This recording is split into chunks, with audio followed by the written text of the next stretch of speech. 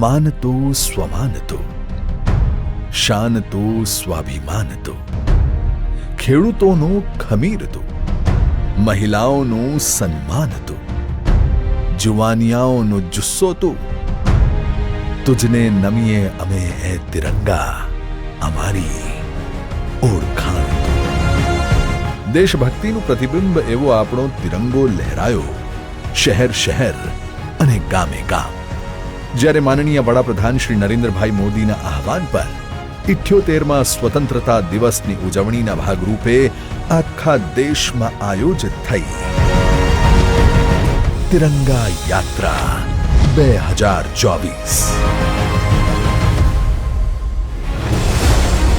હર ઘર તિરંગા અભિયાનના માધ્યમે સૌ નાગરિકોમાં દેશ પ્રેમની ચેતના જાગૃત કરવાની આ ઝુંબેશમાં અગ્રેસર રહ્યું આપણું ગુજરાત. તારીખ 10 થી 13 ઓગસ્ટ દરમિયાન આ અભિયાન અંતર્ગત રાજ્યમાં 4 મહાનગરોમાં તિરંગા યાત્રા તેમજ અન્ય સ્થળો પર અનેકવિધ કાર્યક્રમોનું આયોજન થયું. આપણી સંસ્કૃતિને ઉજાગર કરતા કાર્યક્રમો રજૂ કરવામાં આવ્યા. વિભિન્ન વિભાગો દ્વારા ટેબ્લો રજૂ કરવામાં આવ્યા. 50 લાખથી વધુ ધ્વજોનું વિતરણ કરવામાં આવ્યું. આ ઉપરાંત કેટલીક જગ્યાએ સશસ્ત્ર દળોના band, police band, school band અને અન્ય ખાનગી બેન્ડ દ્વારા પણ દેશભક્તિ આધારિત પ્રદર્શન કરવામાં આવ્યું. બાઇક રેલી અને પરેડ જેવી પ્રવૃત્તિઓએ સૌને મંત્રમુગ્ધ કરી દીધા. School, college, NGO, police, BSF અને તમામ વર્ગ અને સમાજના લોકોએ ઉત્સાહભેર ઉજવણીમાં ભાગ લીધો. દેશભક્તિના ગીતો સાથે આ યાત્રા જેમ જેમ રૂટ પર આગળ વધતી હતી તેમ તેમ લોકોનો ઉત્સાહ બેવડાતો હતો.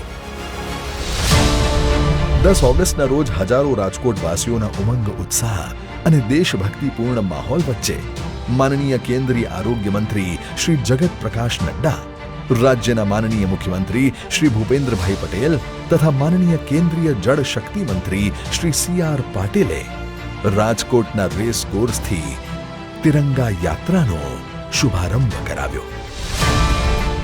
તારીખ 11મી ઓગસ્ટે સુરત ખાતે ભવ્યાતિ ભવ્ય તિરંગા યાત્રાનું આયોજન થયું.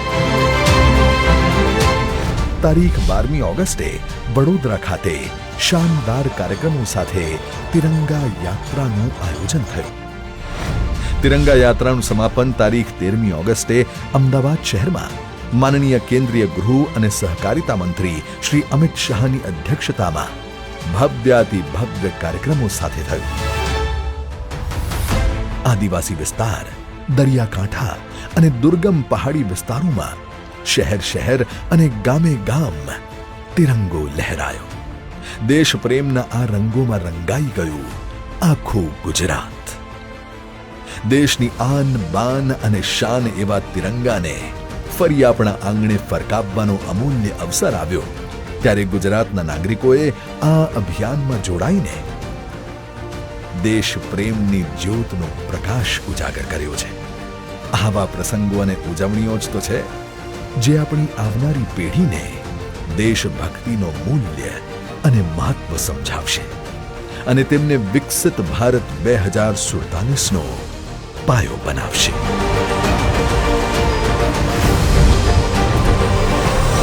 તિરંગા યાત્રા 2024.